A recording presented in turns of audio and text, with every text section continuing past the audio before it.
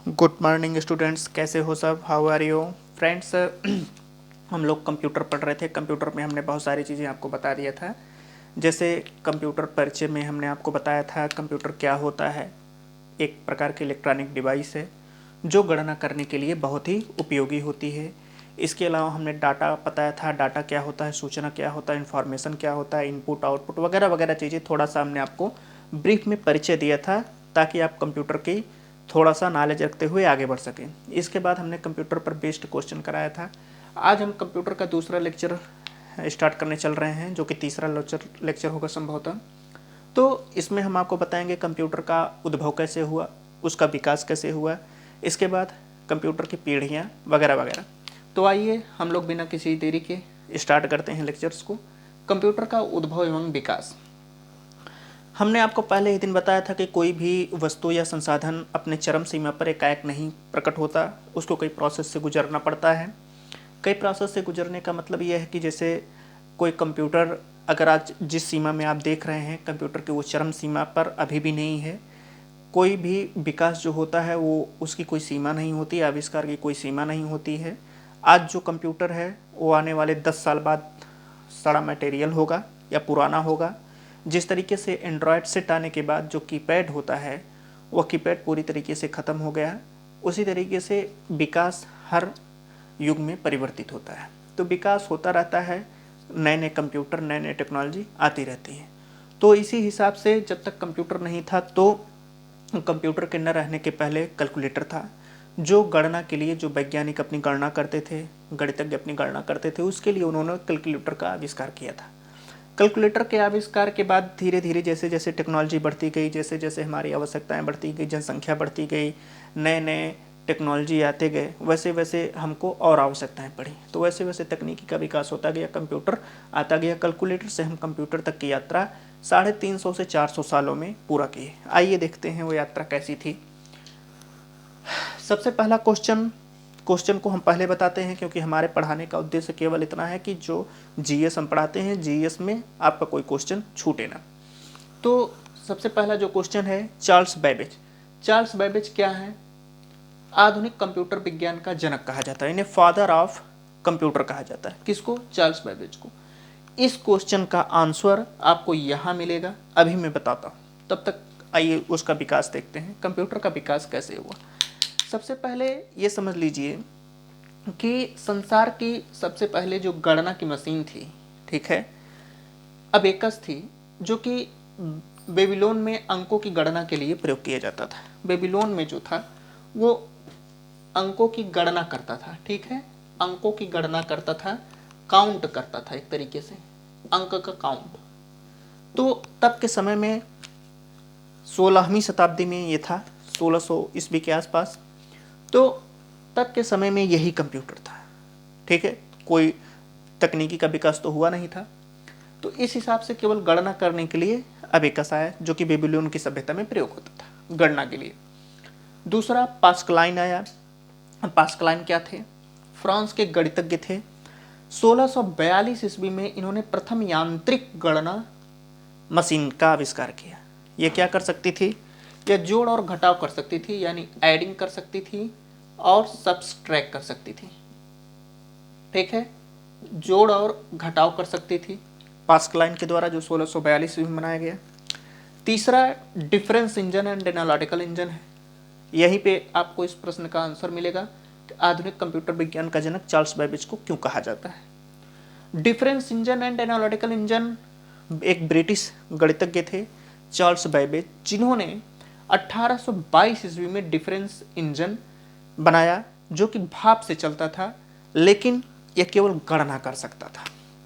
यह केवल गणना कर सकता था, मतलब अभी जो 1600 शताब्दी पे बात चली थी अबेकस में कि केवल गणना करने के लिए मशीन बनाई गई है, अभी 1822 ईस्वी में वही गणना कई कई रूपों में आ रही है।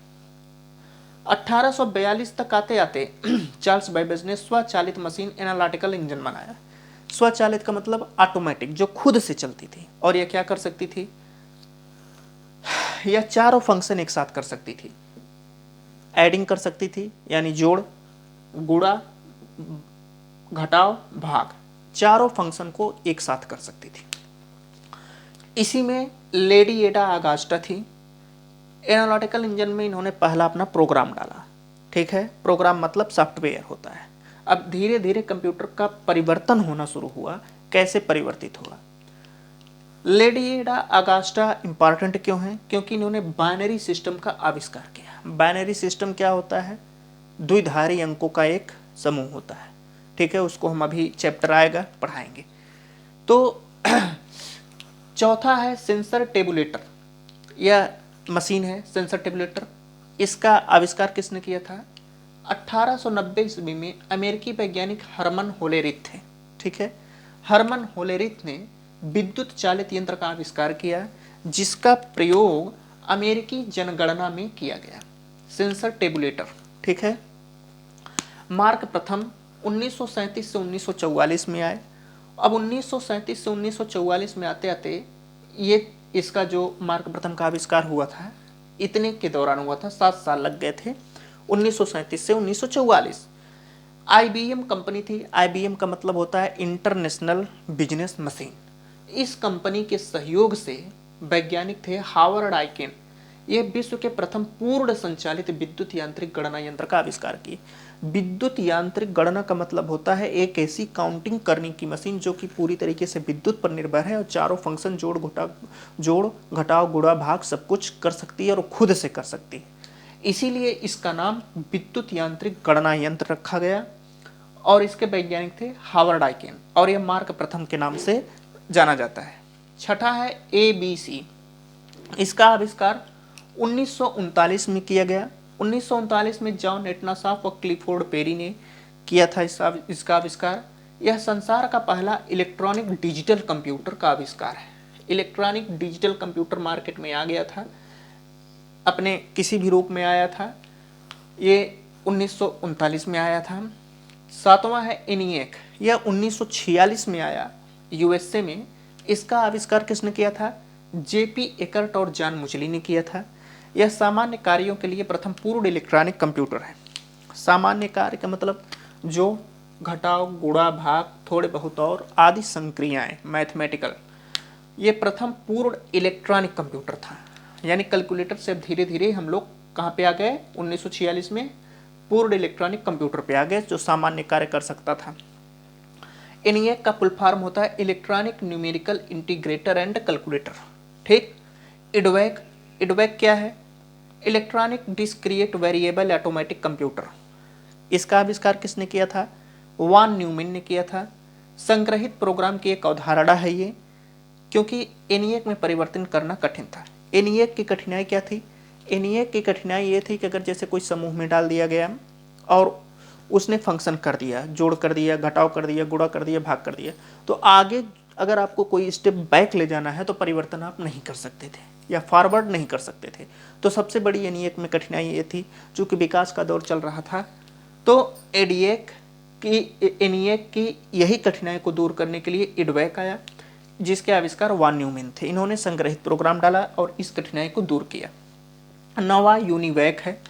UNIVAC का मतलब होता है यूनिवर्सल ऑटोमेटिक कंप्यूटर। यह 1954 में आया, इसको GEC ने बनाया था। यह व्यापारिक और सामान्य कार्यों के लिए था। व्यापारिक कार्य मतलब बजट बनाना, ठीक है, अपना पूरा अकाउंट तैयार करना, ये सब कार्य। सामान्य कार्य मतलब मैथमेटिकल, तो UNIVAC के द्वारा ये संभव हो गया था, जो 1954 में आया। 10 है माइक्रो कंप्यूटर, 1970 में आया। माइक्रो कंप्यूटर क्या होता है, ये थोड़ा इन सबसे अलग है, बताते हैं। माइक्रो कंप्यूटर एक छोटा सा कंप्यूटर होता है, आकार में बहुत छोटा होता है। ये सब जो कंप्यूटर थे, यानी UNIVAC, IDVAC, ENIAC, ABC, mark प्रथम, ये सब आकार में बहुत बड़े थे, साइज में इनका बहुत बड़ा था। रखने में परेशानी होती थी, ले आने में परेशानी होती थी, कहीं कुछ गिर गया तो ख़त्म। आज का कंप्यूटर क्या है? आपने पैकेट में इसे रखा, थैली में डाला, चैन बंद किया, चले गए। तो आज का जो कंप्यूटर है वो माइक्रो कंप्यूटर है, छोटा सा कंप्यूटर है, आपकी सारी आवश्यकताओं को वो पूर्ण कर देता है। इसको पर्सनल कंप्यूटर भी कहा जाता है। छोटा चिप इसमें डाल दो, कहानी खत्म। इसमें होता क्या है? इसमें दरअसल माइक्रो प्रोसेसर जो होता है सेंट्रल प्रोसेस यूनिट में रहता है। ये अभी आपको टर्मिनोलॉजी समझ में नहीं आएगी, इसी लेक्चर में हम आपको ये सब चीज़ें बताएंगे। माइक्रो कंप्यूटर वगैरह हम आपको कंप्यूटर का वर्गीकरण क्या होता है, कंप्यूटर को कितने पार्ट में डिवाइड किया जाता है, वो सब बताएंगे। जैसे आकार के आधार पर, कार्य के आधार पर, उद्देश्य के आधार पर, ठीक है। तो लगभग कुल मिला करके 10 से 12 टाइप के कंप्यूटर हैं। हम लोग एक एक कंप्यूटर को पूरी तरीके से देखेंगे, क्या होता है क्या नहीं होता है। बहुत ही बेहतरीन लेक्चर होने वाला है, आप लोग जुड़े रहिएगा, शेयर भी करते रहिएगा, लाइक भी, सब्सक्राइब भी। और इस चैप्टर में एक और टॉपिक बच गया है, जो है कंप्यूटर का जनरेशन। कभी कभार किसी एग्जाम में छोटे मोटे क्वेश्चन पूछ लेते हैं, जैसे प्रथम पीढ़ी के कंप्यूटर में निर्वात ट्यूब था, द्वितीय पीढ़ी के कंप्यूटर, तृतीय पीढ़ी के, चतुर्थ पीढ़ी के, पंचम पीढ़ी के, उसमें कौन सा सॉफ्टवेयर था, वर्तमान समय में कौन से जनरेशन का कंप्यूटर चल रहा है। तो हम लोग कल मिलते हैं प्रथम पीढ़ी, द्वितीय पीढ़ी, तृतीय पीढ़ी, ये सब कंप्यूटर पे। इसके बाद हम लोग बेहतरीन से बेहतरीन topic micro computer, mini computer, main frame computer, super computer, आकार के आधार पर कितने टाइप के कंप्यूटर होते हैं, वो सब हम आपको बताएंगे। तब तक के लिए इसको रिवाइज करिए और लाइक शेयर करना ना भूलिएगा। A lot of thanks.